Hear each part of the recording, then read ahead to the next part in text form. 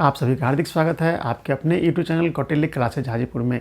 Kautilya classes Hajipur YouTube channel आज लेकर आया है जीके के 20 अति महत्वपूर्ण प्रश्नों की श्रृंखला, जिसे T20 2020 सीरीज़ के नाम से हम लोग जानते हैं। तो चलिए, इस सीरीज़ में जो प्रश्न रहते हैं वो कभी ना कभी किसी न किसी जो एग्ज़ाम हो चुके हैं उसमें पूछे जा चुके हैं और आगे भी आने वाले एग्जामिनेशन में पूछे जाने की प्रबल संभावना है। तो ये काफ़ी महत्वपूर्ण सेशन होने जा रहा है, आप लास्ट तक देखेंगे। चलिए, पहला क्वेश्चन आज का है, भारतीय राष्ट्रीय कांग्रेस की पहली बैठक कहाँ हुई थी? ऑप्शन है 1886 बम्बई में, 1885 बम्बई में, 1885 नागपुर में, 1885 पूना में। आप सभी जान लीजिए कि भारतीय राष्ट्रीय कांग्रेस पार्टी की स्थापना 28 दिसंबर 1885 ईस्वी को हुई थी और इसकी पहली बैठक पूना में होनी थी, लेकिन पूना में महामारी प्लेग फैल गई थी, जिसकी वजह से इसकी बैठक बम्बई में की गई थी। तो इसका आंसर हो जाएगा 1885 ईस्वी बम्बई में। यानी कि भारतीय राष्ट्रीय कांग्रेस की पहली बैठक कहाँ हुई थी? 1885 में। कहाँ हुई थी? बम्बई में हुई थी। दूसरा प्रश्न देखिए, भारत के उत्तर पश्चिमी भाग में अमेरिकी कपास की किस्म को किस नाम से जाना जाता है? देखिए, भारत के उत्तर पश्चिमी भाग में जो अमेरिकी कपास की खेती होती है उसको नरमा के नाम से जानते हैं। किस नाम से? नरमा के नाम से। ऑप्शन है रोबोटा, बोरो, अरेबिका, नरमा। तो इसका आंसर हो जाएगा नरमा। यानी भारत के उत्तर पश्चिमी भाग में अमेरिकी कपास की किस्म जो खेती होती है उसे नरमा के नाम से जानते हैं। तीसरा प्रश्न हम लोग देखते हैं, निम्नलिखित में से किस राज्य में पीटमई मृदा पाई जाती है? तो मध्य प्रदेश, गुजरात, बिहार, राजस्थान। इसका सही आंसर हो जाएगा बिहार। बिहार के उत्तर पश्चिमी भाग में जो हिमालय का एक्सटेंशन है, शिवालिक की पहाड़ी का एक्सटेंशन है, जिसे हम लोग सोमेश्वर नाथ पहाड़ी के नाम से जानते हैं, तो उसके नीचे जो दलदली क्षेत्र है उसमें पीटमई मृदा पाई जाती है। ये क्वेश्चन कितनी बार भी पूछ चुका है एग्जामिनेशन में। किसी भी बीपीएससी के एग्ज़ाम में या बिहार के एग्ज़ाम में स्पेशल देखिएगा तो ये बिहार स्पेशल ज्योग्राफी के अंतर्गत आता है और ये कई बार क्वेश्चन पूछ चुका है। तो ये इसका आंसर हो जाएगा बिहार। चौथा प्रश्न है, किस संवैधानिक संशोधन के द्वारा भारतीय संविधान में मौलिक कर्तव्य को शामिल किया गया? ऑप्शन है 22वें, 40वें, 42वें, 20वें। तो इसका सही आंसर हो जाएगा आपको 42वें। देखिए, भारतीय संविधान जो मूल संविधान था उसमें आपको मौलिक कर्तव्य का प्रावधान नहीं था। आगे चल करके 42वें संविधान संशोधन 1976 के द्वारा भारतीय संविधान में भाग 4 क जोड़ करके उसमें मौलिक कर्तव्य को शामिल किया गया है। ठीक है, तो इसका आंसर हो जाएगा 42वें।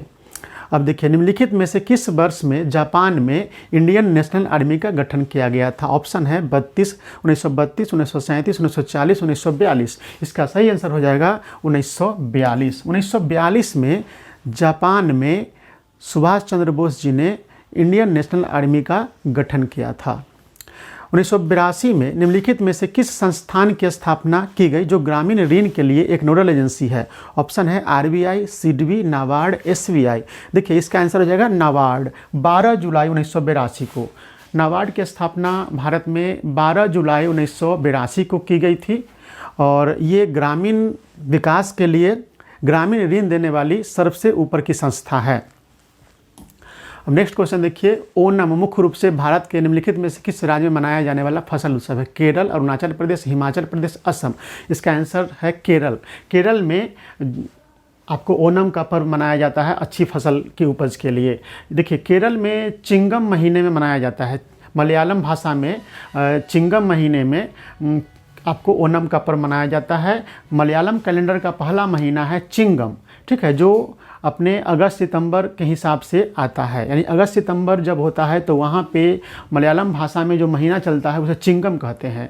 हस्त नक्षत्र से लेकर के श्रवण नक्षत्र तक का ये समय होता है और फसल की अच्छी उपज के लिए महाबली नामक एक असुर राजा के सम्मान में ये ओणम पर्व मनाया जाता है। और ओणम को मलयालम भाषा में थिरुवोनम कहते हैं। ओणम को मलयालम भाषा में क्या कहते हैं? थिरुवोनम कहते हैं। तो इसका आंसर हो जाएगा केरल। केरल हो जाएगा आंसर इसका। अब अगला क्वेश्चन देखिए, हरित क्रांति की प्रगति में सहायक HYV बीजों में H से क्या आशय है? देखिए, HYV जो बीज हरित क्रांति के समय उपयोग में लाया गया था, इसका फुल फॉर्म होता है हाई यील्डिंग वैराइटीज। इसलिए HYV में जो हरित क्रांति के संदर्भ में है उसमें H का मतलब हो जाता है आई। क्या हो जाएगा? आई। हाई हो जाएगा, यानी हाई यील्डिंग वैराइटीज हाई।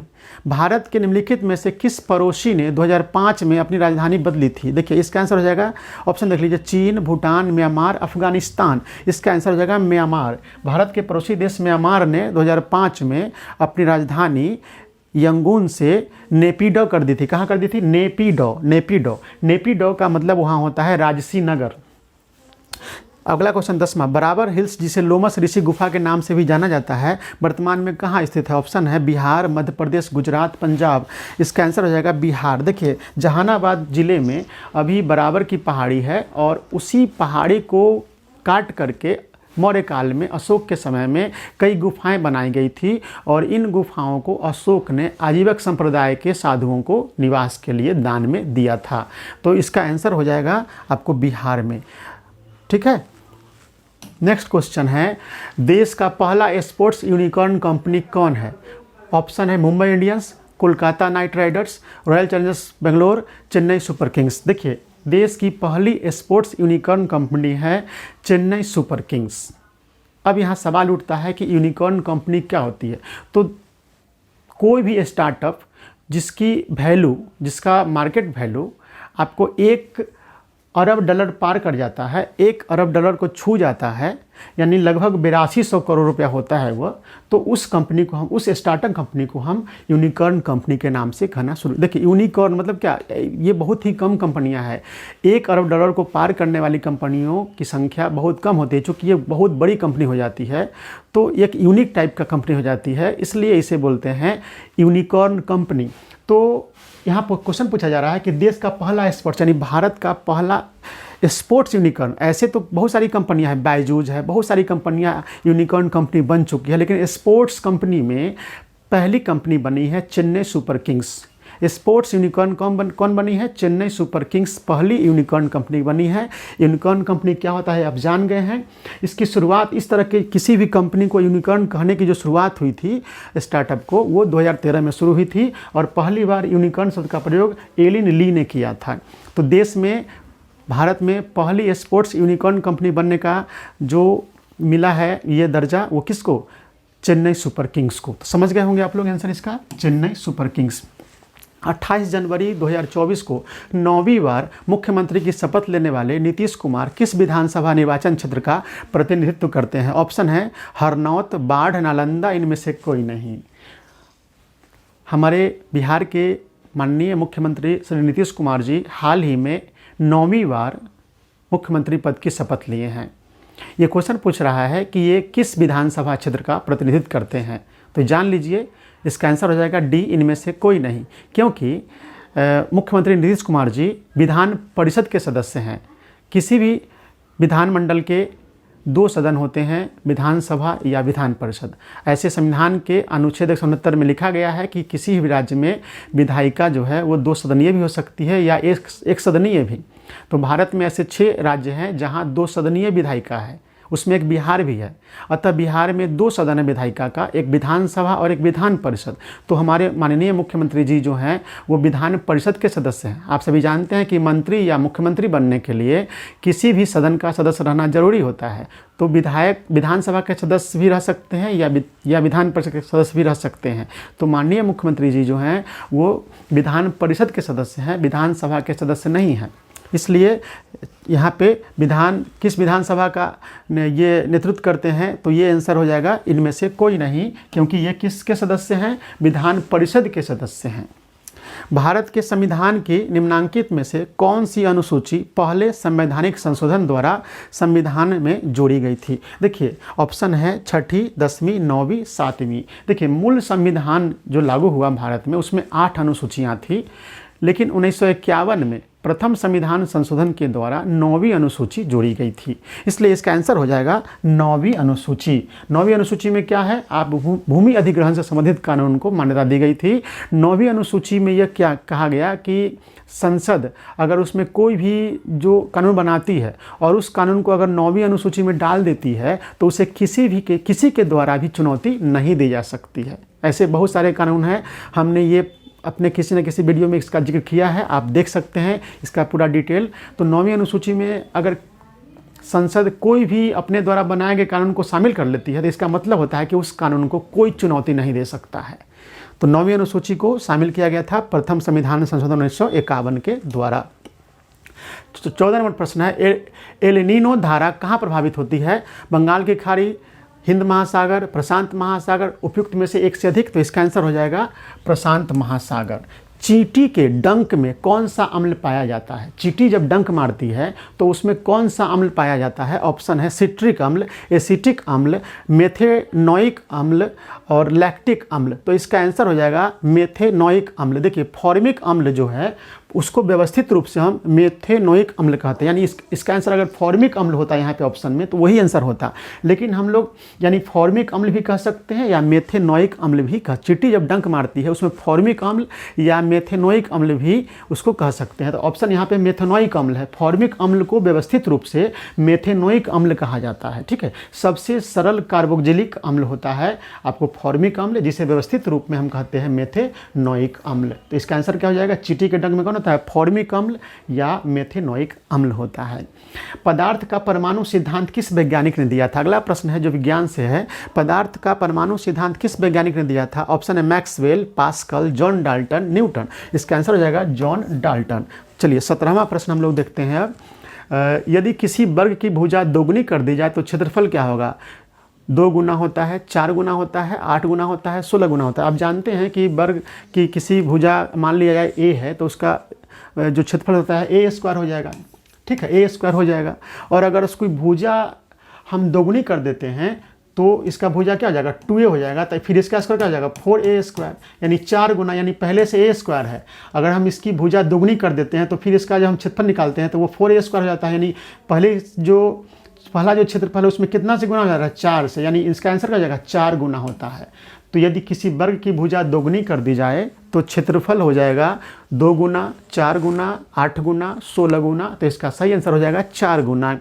विश्व जल दिवस मनाया जाता है 22 मार्च, 25 मार्च, 28 मार्च, 30 मार्च। तो फ्रेंड्स इसका सही आंसर हो जाएगा 22 मार्च। भारत का सबसे बड़ा टाइगर रिजर्व क्षेत्र कौन है? रणथंभौर राष्ट्रीय उद्यान, जिम कॉर्बेट राष्ट्रीय उद्यान, कान्हा राष्ट्रीय उद्यान, नागार्जुन श्रीशैलम अभ्यारण्य। तो इसका आंसर हो जाएगा डी, नागार्जुन श्रीशैलम अभ्यारण्य, जो आंध्र प्रदेश में है। जनगणना 2011 के अनुसार बिहार का सर्वाधिक जनसंख्या वाला जिला कौन है? जनगणना 2011 लास्ट बार हुआ है जनगणना देश में। 2021 में जनगणना होनी थी लेकिन कोरोना की वजह से आज तक नहीं हुआ है। तो जनगणना 2011 के अनुसार बिहार का सर्वाधिक जनसंख्या वाला जिला कौन है? गया, पटना, मधुबनी, सीतामढ़ी। तो इसका सही आंसर हो जाएगा पटना। जनगणना 2011 के अनुसार बिहार का सर्वाधिक जनसंख्या वाला जिला है पटना। देखिए बिहार का सर्वाधिक जनसंख्या वाला जिला पटना है, जिसकी जनसंख्या है 58,38,465। और सबसे कम जनसंख्या है शेखपुरा की, उसकी जनसंख्या है मात्र 6,36,342।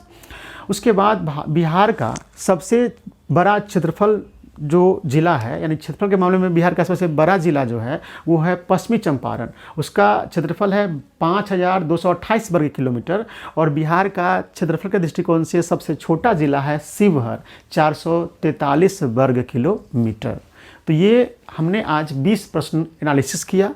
ये 20 प्रश्न किसी न किसी एग्जाम में पूर्व में पूछा जा चुका है और भविष्य में भी किसी न किसी एग्जाम में पूछे जाने की संभावना है। अभी हाल में बिहार में सक्षमता परीक्षा होने वाली है, 3.5 लाख नियोजित शिक्षकों की TRE 3.0 होने वाले हैं। और बिहार SSC के एग्ज़ाम इंटर लेवल के होने वाले हैं। आपको बिहार पुलिस का एग्जामिनेशन होने वाला है। और सबसे बड़ा एग्जामिनेशन जो सबसे इम्पोर्टेंट होता है, सबसे बड़ा पोस्ट मिलता है बिहार में, वो 17वीं BPSC का एग्जामिनेशन है 30 सितंबर को। ध्यान रखिएगा 30 सितंबर को है। उसकी तैयारी की अभी से आप कर दीजिए। 6 महीना 7 महीना अभी पूरा टाइम है। आप सभी की आदत रहती है कि जब कोई फॉर्म निकलता है तब आप लोग ये सोचते हैं, नोटिफिकेशन आता है तब से तैयारी करेंगे, तो ऐसे नहीं होता है। आप किसी भी एग्जामिनेशन की तैयारी साल भर पहले से कीजिए। चलिए आपने अभी तैयारी नहीं शुरू की है तो 30 सितंबर को 17वीं PT है, जिसमें शिक्षा जगत में सबसे बड़ी वैकेंसी होने वाली है अधिकारी की। उसमें 500 से ऊपर BEO की वैकेंसी इंक्लूड रहेगी। आप सभी ने जाना है कि पिछले बार ही BPSC में सिविल सेवा के अतिरिक्त और भी विभागों के वैकेंसी जोड़ दिए जाते हैं कंबाइंड एग्जामिनेशन में, जैसे CDPO का हो या अकाउंटेंट का हो अकाउंट्स ऑफिसर का हो। तो इसी तरह से शिक्षा विभाग में जो BEO की सीटें खाली हैं, आप सभी लोग देख रहे हैं कि बिहार में शिक्षा सुधार में बहुत सारी योजनाएं चल रही है, शिक्षक बहाली हो रहा है, लेकिन BEO की सीट बड़े पैमाने पर खाली है। 1991 के बाद से आज तक BEO की बहाली नहीं हुई है बिहार में। तो 500 से अधिक सीटें रहने वाली है 70वीं BPSC में, और SDM का सीट रहने वाला है 100 से अधिक, यानी कि 64वीं BPSC के बाद बिहार में सबसे बड़ी वैकेंसी हो सकती है। अगर सब कुछ अच्छा रहा तो ये 64वीं वैकेंसी को भी मात दे देगी और सबसे बड़ी वैकेंसी बन सकती है। 1500-1600 वैकेंसी भी इसमें रह सकती है। तो 70वीं BPSC को भी आप लोग टारगेट कीजिए, क्योंकि उसमें आप डायरेक्ट अधिकारी बन सकते हैं। तो इन्हीं बातों के साथ आप सभी का बहुत बहुत धन्यवाद। जिन लोगों ने मेरे चैनल को सब्सक्राइब नहीं किया है वो प्लीज़ सब्सक्राइब कर दें, और ये वीडियो अच्छा लगे हो तो लाइक कर दें और कमेंट करें, और इसे अपने परिजनों, परिचितों, स्वजनों के पास इसे शेयर कर दें, ताकि वो भी हमारे चैनल के बारे में जान सके और हमारे चैनल से लाभान्वित हो सके। बहुत बहुत धन्यवाद आप सभी का।